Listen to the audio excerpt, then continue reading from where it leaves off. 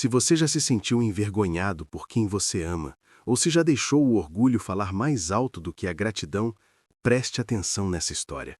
Ela vai te tocar no fundo do coração. E no final, quero muito saber. Você se identificou? Deixe sua experiência aqui nos comentários. Vamos conversar? Isabela tinha 22 anos, mas carregava nas costas um fardo invisível e pesado, a vergonha constante da própria mãe.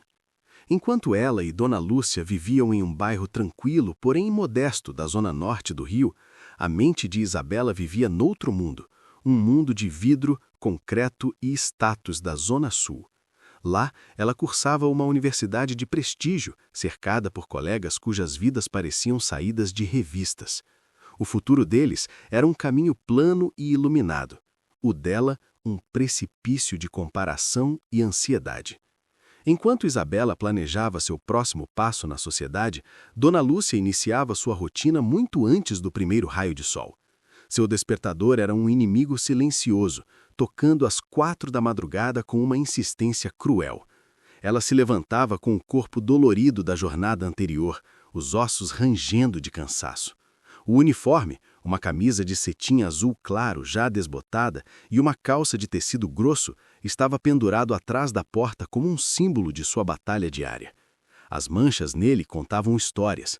O branco fantasmal da água sanitária que queimava a pele e o tecido, os borrões amarronzados de cera de chão, o mapa de suor que se acumulava nas costas e nas axilas, um testemunho do esforço físico sobre o calor carioca. O cheiro que emanava daquela roupa, mesmo depois de lavada, era um fantasma persistente na casa, uma mistura ácida de produtos de limpeza baratos e transpiração. Desde que o marido, o pai de Isabela, partira num acidente brutal em um canteiro de obras anos atrás, Dona Lúcia se tornou o único pilar da casa. Seu mundo não era feito de livros e discussões acadêmicas, mas de ônibus superlotados onde seu corpo era comprimido como uma coisa, não como uma pessoa. O ar abafado, o suor de desconhecidos, os empurrões sem pedido de licença. Era o metrô nas horas de pico, uma lata de sardinha humana onde ela segurava com força sua bolinha de guardanapo com um pão seco, seu almoço. Seu destino eram as cozinhas de serviço e as escadas dos edifícios imponentes de Ipanema e Leblon.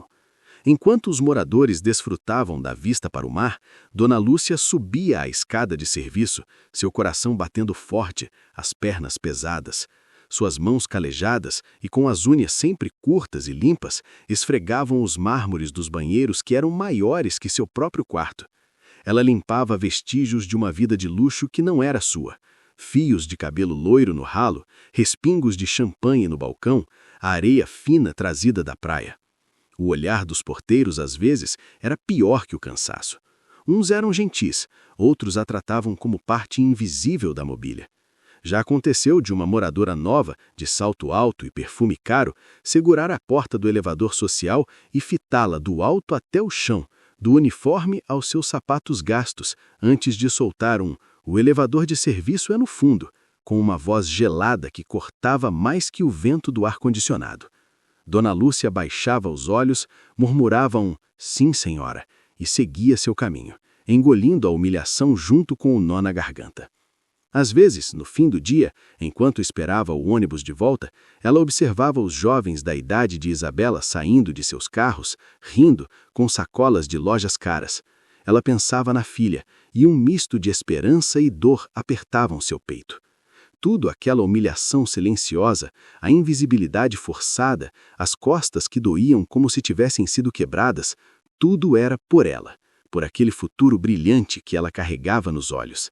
Era o preço, e Dona Lúcia pagava, dia após dia, sem reclamar, achando que o amor de uma mãe bastava como escudo contra a dor do mundo.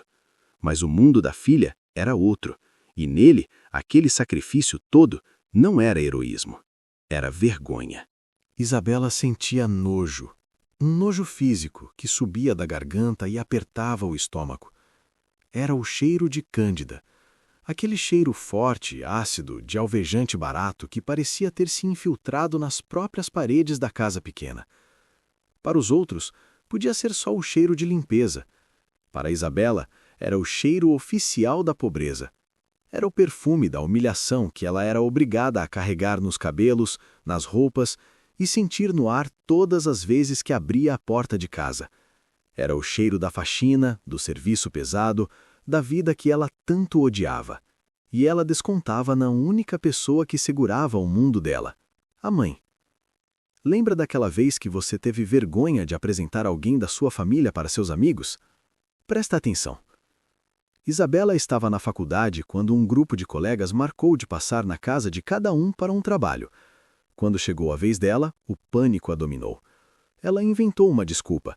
Minha mãe pegou uma virose forte, a casa tá um caos. Melhor a gente se encontrar na biblioteca. Mas a verdade era outra. Ela tinha medo.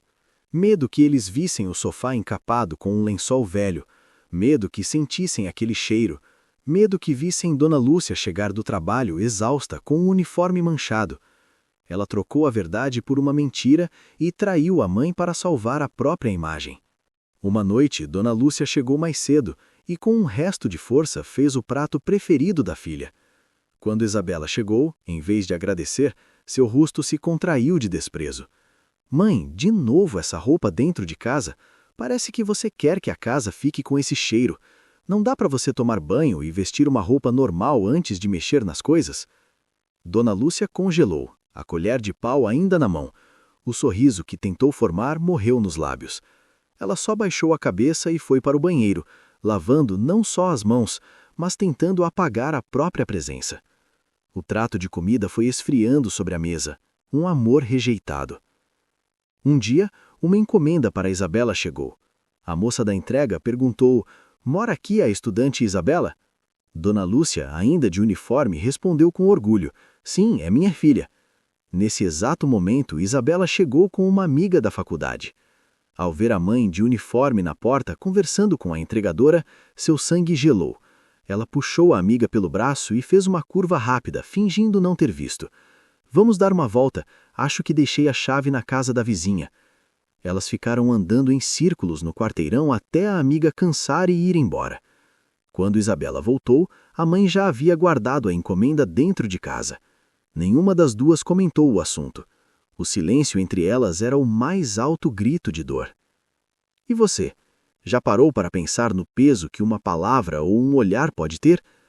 Às vezes, a humilhação não vem de um estranho, vem de quem mais deveria nos proteger. É um soco no estômago que não faz barulho, mas dói para sempre. Compartilhe esse vídeo com quem precisa refletir sobre isso. E responde aqui: você já sentiu vergonha de alguém que te ama? Ou já se pegou sendo mais rude com quem está sempre ao seu lado? Essa conversa é importante. Deixa seu comentário. Sua história pode ajudar outra pessoa. O sorriso de Dona Lúcia era uma fortaleza. Por trás dele, ela escondia a dor lancinante nas costas, como se uma faca a cortasse a cada vez que se abaixava para pegar o balde. Os pés inchados, tão inchados que às vezes ela precisava descalçar os sapatos no ônibus de volta, sentindo o alívio agonizante. As 3 horas diárias de transporte, em pé, balançando como um barco à deriva no mar de corpos cansados. A fome que ela ignorava, comendo só um sanduíche rápido para economizar cada centavo para os livros de Isabela. Tudo isso por um único motivo: o diploma da filha. Para ela, aquele pedaço de papel não era só um certificado, era a passagem de liberdade. Era a prova de que todo aquele sacrifício tinha um sentido. Era o sonho de ver Isabela tendo uma vida que ela, Dona Lúcia, nunca poderia nem mesmo tocar. Será que a gente só aprende a valorizar o sacrifício quando vê quem faz por nós chegando ao limite? Fica aí a reflexão. A história não para por aqui. No próximo bloco, você vai ver o momento em que o mundo de Isabela desaba por completo. Não sai daí. Até que um dia, a gota d'água não caiu do céu. Ela veio de dentro, ácida, corroendo tudo. Isabela voltou da faculdade naquele dia, mas não caminhava, arrastava-se. Cada passo era pesado, como se carregasse não apenas a mochila, mas a humilhação grudada em sua pele. Seus olhos, antes brilhantes de ambição, estavam vermelhos, ardendo de uma raiva que não sabia para onde ir. Tinha acontecido na hora do intervalo. Um grupo de colegas, aqueles de roupas de marca, com os celulares mais novos, com a leveza de quem nunca precisou pensar em contas, estavam rindo perto dos bebedouros. Isabela passou por eles, de cabeça baixa, tentando ser invisível, mas uma voz cortou o ar, clara e afiada como uma faca. Nossa, Bianca, olha só, que estilo vintage descolado, hein? Acho que vi um tênis assim na vitrine da loja de achados do brechó da minha avó. Risadas. Não eram altas, eram sussurradas, contidas, mas por isso mesmo mais penetrantes. Outra voz completou em tom de falsa pena. Coitada, deve ser difícil se manter no ritmo aqui com um orçamento limitado, mas que coragem, viu? Isabela congelou. O tênis simples, limpo, mas já com a sola lisa. A calça jeans que perdera a cor depois de tantas lavagens. A blusa básica, sem etiqueta, sem status. De repente, ela se sentiu nua, exposta. Uma intrusa naquele mundo de vidro polido. Ela não respondeu. Engoliu o choro, engoliu o grito, engoliu o orgulho despedaçado. Passou o resto das aulas sentindo o olhar delas nas suas costas como alfinetes. Ao entrar em casa, o cenário foi a faísca no barril de pólvora. A porta se abriu para o cheiro familiar da Cândida, agora misturado ao aroma do arroz que queimara no fogão. E lá estava Dona Lúcia, na pequena área de serviço, tentando tirar o uniforme. A cena era quase uma pintura da exaustão. O uniforme azul claro estava amarrotado e sujo de novas manchas, um borrão escuro de graxa no joelho, respingos de algo marrom na manga. O rosto de Dona Lúcia era um mapa de cansaço, olhos tão fundos e com olheiras roxas que pareciam buracos de sombra na pele pálida. A boca, normalmente preparada para um sorriso, estava entreaberta, ofegante, como se o simples ato de respirar já fosse um esforço. Ela estava descalça. Seus pés, sobre o piso frio, estavam inchados, vermelhos, com as marcas das costuras dos sapatos impressas na pele. Ela os massageava devagar, com uma expressão de dor contida, quase ritualística. Nas mãos, os calos eram visíveis, brancos e grossos nas palmas, e um dos dedos estava envolvido em um esparadrapo gasto, marrom de sujeira. E foi aí que tudo estourou. A raiva de Isabela não explodiu, ela vomitou. Saiu quente, amarga, envenenada por anos de vergonha reprimida. Eu odeio essa vida! O grito não foi apenas voz, foi um rasgo na garganta, um uivo animal de frustração. Dona Lúcia ergueu os olhos, lentamente, surpresa. Isabela avançou, os olhos injetados, apontando um dedo acusador para a mãe, para o uniforme, para os pés inchados. Você não tem ideia do que eu passo. Hoje me chamaram de pobre, de mendiga, de velha, por causa dessas roupas, desse cheiro, dessa vida. Suas lágrimas eram de fúria, quentes e salgadas. E é tudo por sua causa. Dona Lúcia tentou falar, um sussurro. Filha, eu... Cala a boca! Isabela a interrompeu, vibrando de ódio. Sempre a mesma coisa. Você não se move, não corre atrás, não tem ambição, enquanto as mães dos meus amigos são empresárias, viajam, têm carro. Você se contenta em ser a faxineira, a empregada. Cada palavra era um golpe. Isabela via o rosto da mãe se desmontar, mas não conseguia parar. A dor dela era maior. Se você tivesse se esforçado o mínimo que fosse depois que o pai morreu, se tivesse tentado um curso, um negócio, qualquer coisa, a gente não estaria nessa merda. Eu não teria que me esconder, mentir, ter vergonha da minha própria mãe. O silêncio que se seguiu foi o mais ensurdecedor de todos. Dona Lúcia não chorou, não derramou uma única lágrima. Seus olhos, antes cansados, ficaram simplesmente vazios, como se a luz que os mantinha acesos tivesse sido apagada de um sopro. O sorriso, aquele sorriso cansado e doce que era sua armadura há anos, desintegrou-se. Não houve tristeza no lugar, só um vazio profundo. Ela não disse uma palavra, apenas olhou para a filha por um segundo eterno, um olhar que carregava o peso de todas as madrugadas, de todas as humilhações engolidas, de todo o amor não correspondido. Então, com uma lentidão que parecia doer em cada articulação, ela se viou. Pegou o uniforme sujo do chão, dobrou-o com precisão automática e virou as costas. Seus passos em direção ao quarto foram silenciosos, arrastados. Ela não bateu a porta, apenas a fechou suavemente. Dentro daquele quarto, levava consigo anos de sacrifício ignorado, de amor não visto, de um coração que acabara de ser pisoteado pela pessoa por quem ele mais batia. Do lado de fora, sozinha, na sala agora imersa num silêncio opressivo, Isabela ficou ofegante, as mãos trêmulas, o ódio começando a esfriar e a dar lugar a um frio repentino no peito. Ela tinha ganho a discussão, mas, pela primeira vez, teve a terrível sensação de que talvez tivesse perdido algo muito, muito maior. E aí, bateu uma angústia no peito? Às vezes, a gente descarrega no mundo inteiro a frustração que sentimos por nós mesmos. Isabela estava machucada, mas feriu quem mais a amava. Já aconteceu com você? De ter dito algo tão cruel para quem não merecia que depois o arrependimento quase te sufocou? É pesado, eu sei. Comenta aqui embaixo. Já me aconteceu, se você se identificou. Não precisa dar detalhes. Só saber que não estamos sozinhos nesses momentos já ajuda a curar. Essa história tá pesada? Acredite, o momento de virada está chegando.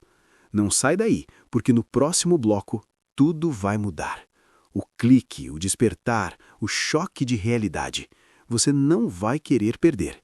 Segura aí comigo. No dia seguinte, o silêncio tinha peso, textura e som. Era um silêncio espesso, que pesava nos ouvidos e apertava o peito. Não era o silêncio tranquilo de um domingo de manhã. Era um silêncio vazio, abandonado.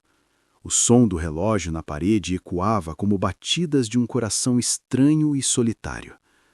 Isabela acordou tarde, com a cabeça latejando da explosão da noite anterior. Seus olhos se ajustaram à luz fraca que entrava pela fresta da cortina. Algo estava errado, profundamente errado. Normalmente, aos sábados, ela acordava com o cheiro do café coado, com o sussurro suave do rádio na cozinha, com o ruído leve de panelas, os sons da presença de Dona Lúcia, que mesmo no seu único dia de descanso relativo, estava sempre em movimento, cuidando. Naquele dia, nada. Apenas aquele silêncio pesado e opressor. Um frio que não vinha do ar, mas de dentro, começou a subir pela espinha de Isabela. Ela se levantou envolta no seu roupão. Mãe! Nenhuma resposta. A casa parecia ter parado no tempo. Os passos dela no corredor foram ecoantes, cautelosos. A porta do quarto da mãe estava fechada. Isabela tocou a maçaneta. Fria. Mãe, você tá bem? O silêncio foi sua única resposta. Ela empurrou a porta devagar. A luz da manhã entrava por uma janela entreaberta, iluminando um canto do quarto simples e arrumado. E então, seus olhos encontraram. Dona Lúcia estava no chão. Não estava deitada na cama, estava caída, ao lado da cama, como se tivesse tentado se levantar e o mundo tivesse sumido sob seus pés. Seu corpo estava em uma posição frágil, desengonçada. Uma das mãos estava estendida, como se buscasse apoio no criado mudo que não alcançara. O roupão velho de flanela que usava para dormir estava aberto, revelando a camisola simples por baixo. O rosto dela estava virado de lado, pressionado contra o piso frio. Os lábios estavam levemente entreabertos, sem cor. A pele tinha um tom acinzentado, pálido, como cera. Seus olhos estavam fechados, mas as marcas da exaustão, as olheiras profundas, os sulcos de preocupação pareciam ter sido gravadas a ferro naquela pele. Isabela parou na porta. O ar saiu de seus pulmões num sopro rouco. Por um segundo, seu cérebro se recusou a processar. Ela só está dormindo no chão. Ela cansou. Mas o corpo já sabia. Um grito silencioso explodiu dentro dela antes que qualquer som saísse. O coração, que um segundo antes batia acelerado, pareceu parar, gelar, virar um bloco de gelo no centro do seu peito. Mãe! O grito que finalmente saiu foi rasgado, animal, de um lugar primitivo de pavor. Ela se jogou no chão, tocando o braço da mãe. A pele estava fria, muito fria, e macia de um jeito estranho, sem resistência. Mãe, acorda! Por favor, acorda! Mãe! Ela sacudiu o ombro, levemente, depois com força crescente, o pânico tomando conta. Nenhuma resposta, nenhum murmúrio. Apenas o peso inerte de um corpo que havia desligado. O mundo de Isabela desabou. Literalmente. O chão sob seus joelhos pareceu afundar. As paredes do quarto, cobertas com fotos antigas dela mesma sorrindo, começaram a girar. Um zumbido alto encheu seus ouvidos. Tudo que ela conhecia, tudo que era sólido e certo, dissolveu-se naquele instante. Só restou o corpo da mãe no chão e o vazio aterrorizante da possibilidade de nunca mais. A corrida para o hospital municipal foi um borrão de pânico cego. Ela mal se lembrava de ter ligado para a emergência, de ter dado o endereço, de ter aberto a porta para os paramédicos. Ela via as mãos deles, competentes e rápidas, movendo o corpo inerte da mãe para a maca. Via o rosto cerrado de Dona Lúcia, agora com uma máscara de oxigênio. Ouvia o som grave e urgente da sirene, mas tudo parecia distante, abafado, como se ela estivesse debaixo d'água. Na sala de espera do hospital, o tempo deixou de existir. Era um espaço frio, com paredes de um verde pálido e desbotado. O cheiro era um coquetel asqueroso de antisséptico, café velho e medo. As cadeiras de plástico eram duras e desconfortáveis. Isabela sentou-se em uma, mas seu corpo inteiro tremia incontrolavelmente. Seus dentes batiam. Seus braços, entrelaçados no colo, eram duas coisas estranhas, pálidas e trêmulas. Ela olhava para o chão de linóleo gasto, tentando encontrar um ponto fixo num universo que não parava de girar. Ela estava se matando de trabalhar por alguém. Todas as cenas passaram num furacão diante dos seus olhos fechados. A mãe chegando tarde, a mãe massageando os pés, a mãe sorrindo com um pedaço de pão na mão, a mãe levando seu grito de ódio em silêncio, e ela, Isabela, virando o rosto, fechando a porta, escondendo-a como uma mancha. De repente, a porta dupla que levava aos consultórios se abriu. Um médico saiu. Era um homem de meia idade, com cabelos grisalhos e olhos sérios por trás de óculos. Seu jaleco branco estava impecável, mas seu rosto carregava uma piedade profunda, pesada. Seus olhos vasculharam a sala de espera vazia e pousaram em Isabela, a única pessoa ali, encolhida e trêmula na cadeira de plástico.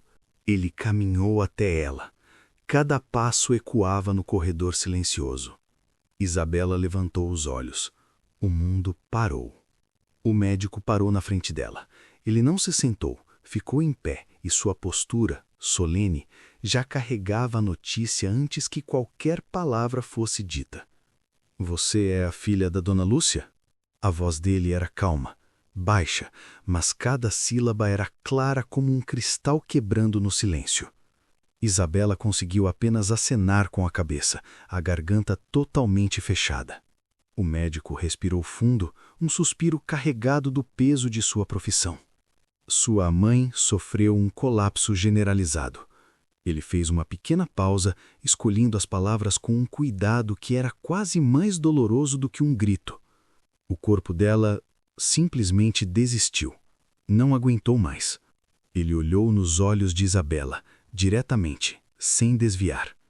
Os exames mostram exaustão extrema, desnutrição, desidratação severa, estresse crônico em nível crítico. O coração, os músculos, o sistema inteiro estava operando no limite há anos. Outra pausa. Sua voz baixou ainda mais, quase um sussurro confessional. É como se ela tivesse estado em uma maratona, correndo sem parar, sem beber água, sem descansar, até cair. Não foi um ataque cardíaco súbito. Foi um esgotamento lento, total e completo. Ele então fez a pausa mais longa. Seus olhos pareciam ver além de Isabela, para todos os filhos e todas as mães que passaram por ali. Às vezes, senhorita, o corpo só para quando a mente insiste em continuar. Ela estava se matando de trabalhar. Ele fechou os olhos por uma fração de segundo e, quando os abriu, havia uma compreensão triste e absoluta neles. Se matando de trabalhar por alguém. É sempre por alguém. A palavra alguém pairou no ar frio da sala de espera. Não foi uma acusação direta, foi pior, foi um fato, um diagnóstico médico, um veredito final. Por alguém. Aquela palavra na boca daquele homem de jaleco branco, naquele lugar frio e impessoal, foi a epifania mais devastadora, mais brutal e mais verdadeira da vida de Isabela. Ela não ouviu mais nada. O mundo ao seu redor perdeu o som, a cor, a forma. O rosto do médico ficou embaçado. A única coisa que existia, clara e agonizante, eram aquelas duas sílabas. Alguém. E aquele alguém tinha um rosto, tinha seus próprios olhos, tinha a voz que gritou, "Eu odeio essa vida", na noite anterior. Naquele instante, sentada na cadeira de plástico duro, com o cheiro de hospital na garganta e o som do diagnóstico ecoando em sua mente, Isabela não apenas entendeu, ela viu. E o que ela viu a destruiu por completo. E aí, conseguiu segurar a respiração? Às vezes a verdade chega de jaleco branco e num tom calmo, mas é o trovão que parte a gente ao meio. Você já recebeu um choque de realidade que mudou tudo de uma vez? É um daqueles momentos que divide a vida em antes e depois. Comenta aqui, fiquei sem ar, se você sentiu o peso dessa cena. Sua interação faz esse canal crescer e levar histórias que importam para mais gente. A redenção, o perdão, o recomeço, o momento mais emocionante está no próximo e último bloco. Você vai querer ficar para ver a transformação. Não sai daí, vem comigo até o fim. A palavra ecoou dentro do crânio de Isabela, cada sílaba um martelo batendo na mesma tecla ensanguentada. Alguém. E num clarão de dor que iluminou cada canto escuro de sua memória, ela viu o rosto desse alguém refletido no vidro escuro da janela do corredor do hospital. Era o dela. Foi como se um filme em câmera lenta e em alta definição começasse a rodar atrás dos seus olhos fechados. Só que não era um filme qualquer. Era um documentário da sua própria crueldade. Ela viu o olhar que lançou a mãe quando esta tentou abraçá-la na frente da amiga nova da faculdade. Um olhar rápido, de advertência e nojo, que fez Dona Lúcia recuar e fingir que ia buscar algo na cozinha. Ouviu a grosseria na sua voz num dia comum. "Mãe, tira esse uniforme fedorento da varanda, vai passar o cheiro para a roupa limpa." A mãe, calada, tinha recolhido a peça como se fosse lixo. Sentiu de novo a virada de rosto no sofá quando a mãe chegou exausta e tentou puxar conversa. Isabela mantivera os olhos fixos no celular, murmurando um "tô ocupada", que era mais frio que o silêncio. E as mãos. Deus, as mãos da mãe. Agora, na memória, ela via cada detalhe. Os calos brancos e grossos nas palmas, as juntas inchadas nos dias frios, a unha do indicador direito sempre quebrada e lixada, a fina cicatriz de uma queda com o balde. Mãos que trabalharam, construíram, limparam e acariciaram. Mãos que ela nunca beijara, mãos que ela evitava tocar. E o sorriso, aquele sorriso cansado, paciente, teimoso, um sorriso que sempre estava lá, mesmo quando os olhos dela estavam cheios de uma tristeza profunda que Isabela nunca se deu ao trabalho de ver. Era um amor que não pedia obrigada, não pedia reconhecimento, não pedia descanso, pedia apenas que a filha fosse feliz. E ela, em troca, deu humilhação. As lágrimas que começaram a rolar pelo rosto de Isabela não tinham calor de raiva. Eram frias, salgadas, afogadas. Eram lágrimas de culpa pura. Uma culpa que não ficava na superfície, mas descia como um veneno pesado, queimando cada órgão, cada memória, cada instante de ingratidão.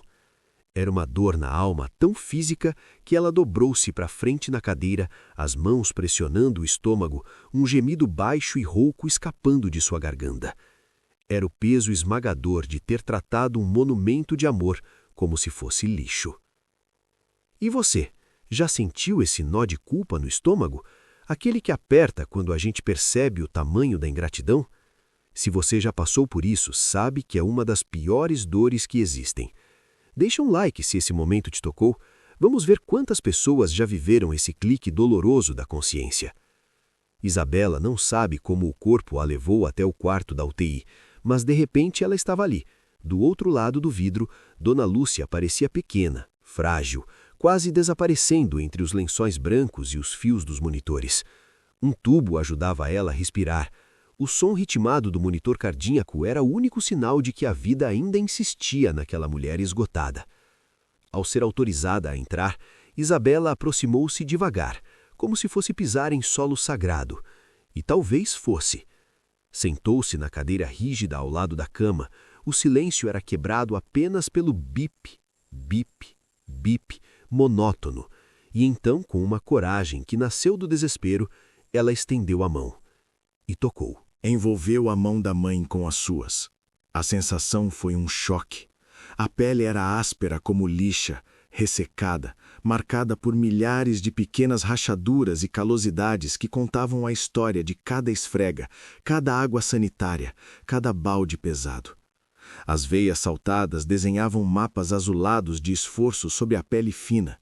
Era uma mão que trabalhou, lutou e sustentou um mundo inteiro.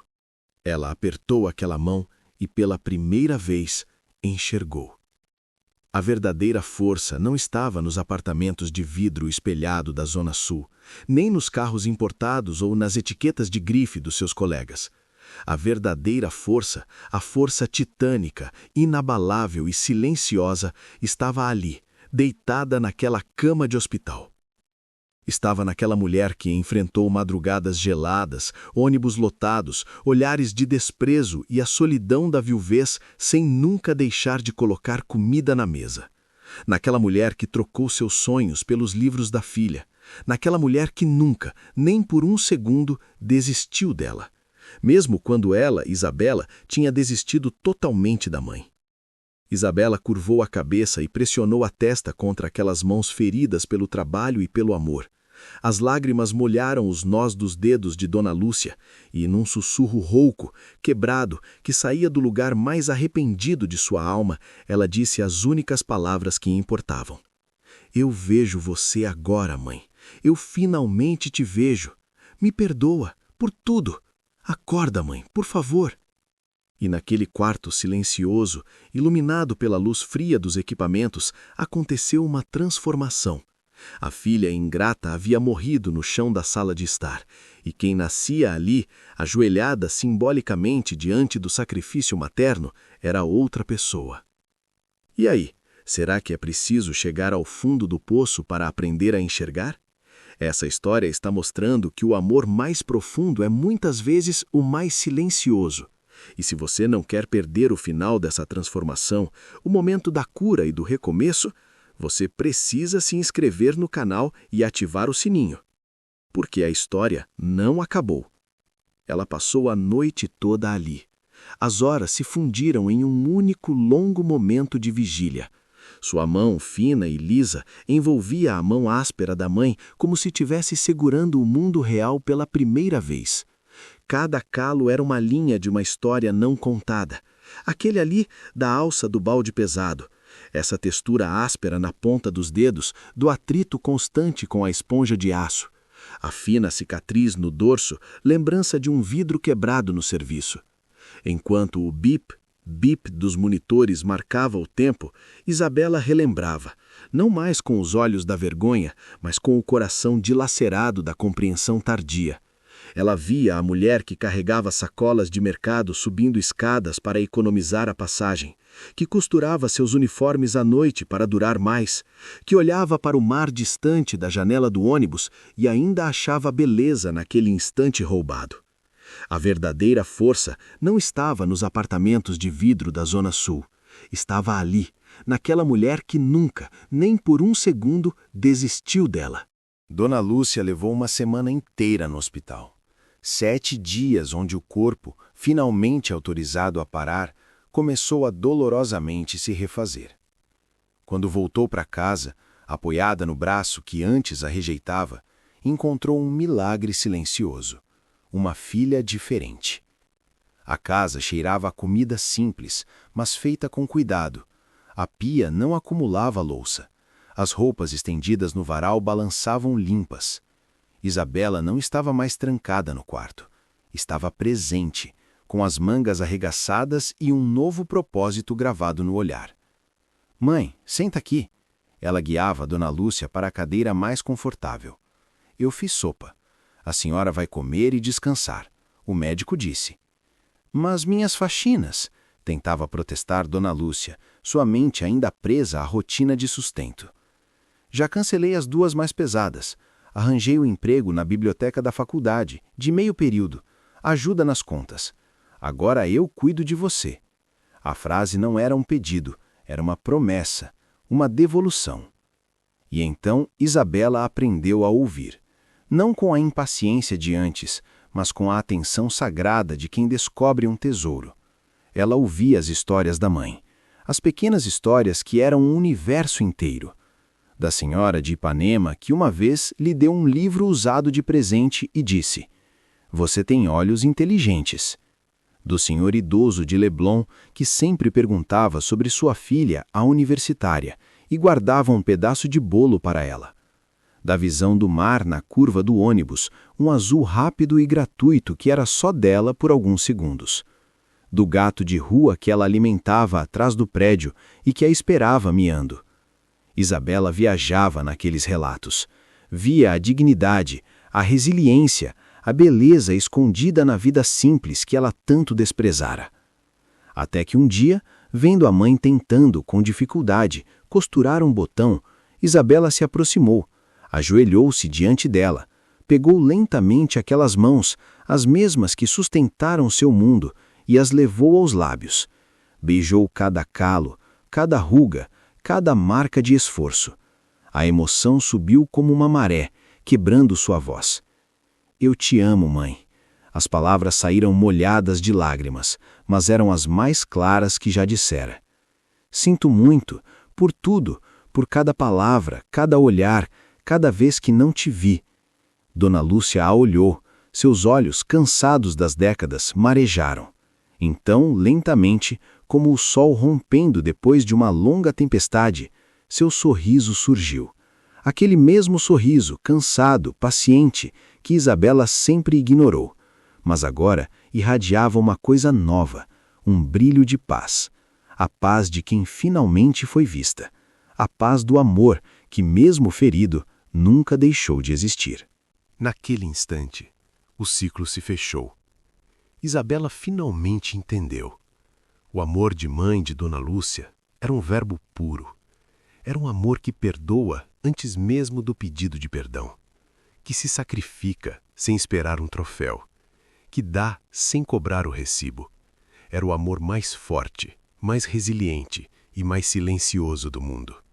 Não precisava de plateia, bastava existir.